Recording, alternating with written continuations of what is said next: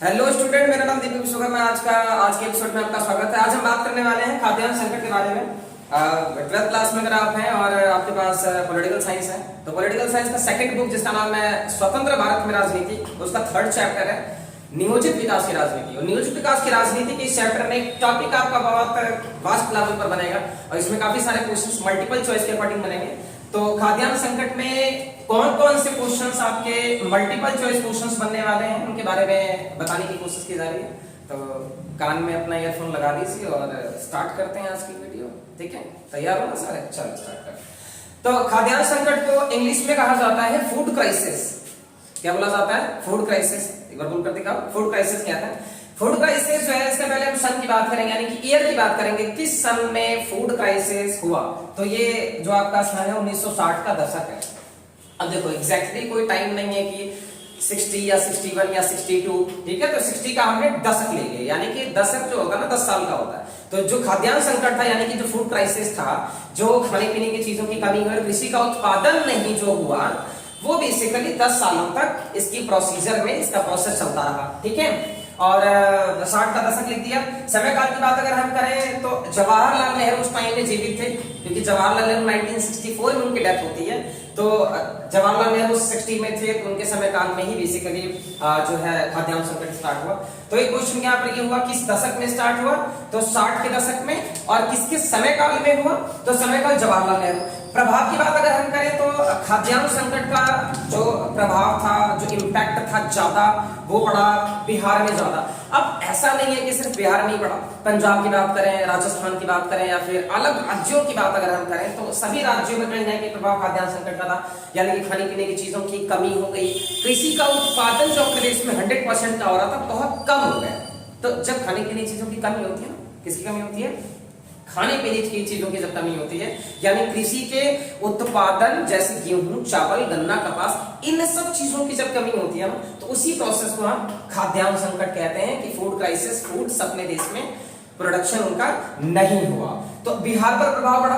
अब हिंदुस्तान के अलग अलग क्षेत्रों में प्रभाव इसका पड़ा, लेकिन बिहार में इसका प्रभाव अधिक देखा जाता है। तो अगर एक क्वेश्चन आ जाए खाद्यान्न संकट का अधिक प्रभाव, यानी कि एक बैड इंपैक्ट जो पड़ा वो ज्यादा कहां पड़ा, तो वास्ट लेवल पर था उस टाइम बिहार में। कारण की बात अगर हम करें तो क्या कारण हो सकते हैं खाद्यान्न संकट का? खेती बाड़ी होने का सबसे बड़ा रीजन पता है क्या होता है? कि जो खेत हमारे हैं, जो हमारी कृषि है, वो सिंचाई की वजह से चलती है। सिंचाई अगर होगी, यानी कि पानी चाहिए हमें, अगर पानी नहीं बरसा या सिंचाई नहीं बेहतर तरीके से हुई तो कृषि खराब हो जाएगी। ठीक है ना? तो मानसून की असफलता की बात हम करें तो उस वर्ष में क्या हुआ 1960 में कि मानसून असफल हुआ, यानी कि समय पर बारिश नहीं हुई। तो बारिश ना होने की वजह से जो है सूखा पड़ा। अब सूखा का मतलब होता है ड्रॉट, ठीक है ना? तो ड्रॉट पड़ने की वजह से जो है ना चारों तरफ एक तरह बहुत बड़ी समस्या आ गई, कृषि का उत्पादन नहीं हुआ। जिलों की बात अगर हम करें तो बिहार के 9 जिले इससे प्रभावित थे। वैसे हालांकि भारत पर इसका प्रभाव तो पड़ा ही पड़ा, लेकिन बिहार के 9 जिले इस सूखे की चपेट में या इस मानसून की असफलता से प्रभावित थे। तो फूड क्राइसिस जो होगा ये बिहार के 9 जिले, ठीक है ना? और भारत में, यानी भारत में भी पड़ा और ज्यादा इसका प्रभाव बिहार में पड़ा। ठीक है, तो खाद्यान्न संकट और ये सारी चीजें मल्टीपल चॉइस में। ठीक, तो 1 नंबर का सन आ जाएगा, किस सन में हुआ, किसके समय काल में हुआ? तो जवाहरलाल नेहरू के बिहार पर इसका प्रभाव पड़ा, बाकी कारण मैंने आपको लिखा। आगे अगर हम बढ़े तो बिहार पर प्रभाव देखें हम तो 67 से 68 के बीच में प्रभाव ज्यादा पड़ा। तो बिहार के कितने जिले हैं? 9 जिले हैं, जिनमें 5 जिलों पर प्रभाव ज्यादा देखा जा रहा है। कहां देखा जा रहा है? 5 जिलों में प्रभाव ज्यादा। उत्पादन की बात अगर हम करें तो उत्पादन इनका 1/3 हुआ, यानी 1/3 इनका उत्पादन, टोटल प्रोडक्शन का 100% का उत्पादन 1/3 हुआ। ठीक, मृत्यु दर की बात अगर हम करें तो सूखे की वजह से 34% मृत्यु दर बढ़ गई, है ना? पहले अगर मृत्यु दर कम थी, जैसे 2 या 3% रही कोई टोटल पॉपुलेशन का, तो उस टाइम में 34% की डेथ रेट इंक्रीज हो गई। ठीक, कैलोरी की बात करें तो एक इंसान अपने लाइफ में, यानी कि पर डे के अकॉर्डिंग हर इंसान कैलोरी लेता है ना? कैलोरी का मतलब होता है कि मेजरमेंट का प्रोसेस है कि जो चीजें हम खाते हैं उसमें कैलोरी का यूज करा जाता है। तो एक इंसान के एक स्वस्थ इंसान को जीवन के लिए 2450 कैलोरी चाहिए, यानी कि हेल्थी लाइफ के लिए 2450 यानी 2450 कैलोरी चाहिए। ठीक है ना, 2450 कैलोरी चाहिए, लेकिन उस टाइम में 1200 से भी कम कैलोरी लोगों को उस टाइम में प्राप्त हो रही थी, यानी कि लगभग कुपोषण की कंडीशन बिहार में चल रही थी। तो कुपोषण बहुत ज्यादा बढ़ा और ऐसी कंडीशन में हमने मदद ली यूएसए की। अब यूएसए की मदद लेने के लिए यूएसए ने एक टर्म्स कंडीशन रखी कि हम तुम्हें आर्थिक मदद देंगे, बट हम तुमसे अपनी विचारधारा, जो पूंजीवादी विचारधारा है, वो तुम पर लागू करने की कोशिश करें।